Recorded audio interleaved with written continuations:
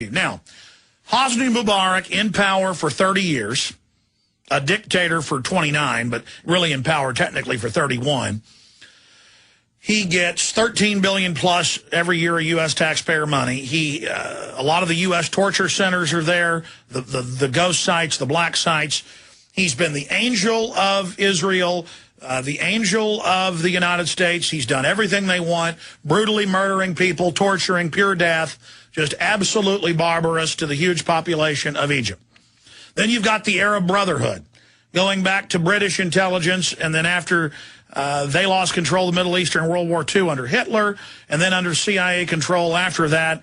This is not even my opinion. I mean, you know, we reserve judgment until Friday night on this, but we did have guests on who said this could be the case, where they're flushing another one of their minions down the toilet.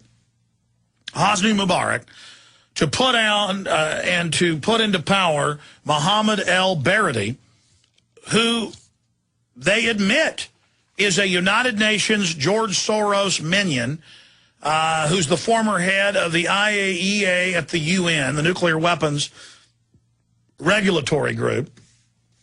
And I've got the whole breakdown on him. Director General, the International Atomic Energy Agency, New York Law School, CIA trained. I mean, his whole background is public. And he shows back up the week before all this starts in Egypt and starts going around saying, I'm ready to be your leader.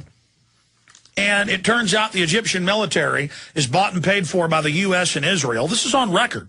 And is basically standing down, unless they try to burn some of the museums, are standing down while the people run around and loot. And here's the London Telegraph. Egypt protest. America's secret backing for rebel leaders behind uprising. Continues. Egyptian opposition leader calls on Mubarak to leave today. And who is that? This is the new puppet, the UN puppet. Because there's one thing Mubarak hadn't done. He refuses to force sterilize people. And they've had UN population summits. He's been criticized. He refuses to sterilize and bring an abortion. Now, you better believe that el-Baradei will.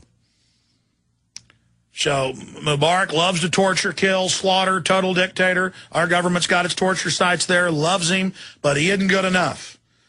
He isn't good enough. He doesn't hate his people enough. And so Mohammed el-Baradei, the Pied Piper of Egyptian revolt, Paul Joseph Watson, that's from Friday, his report up there. And, of course, on Friday he also reported on the George Soros connection.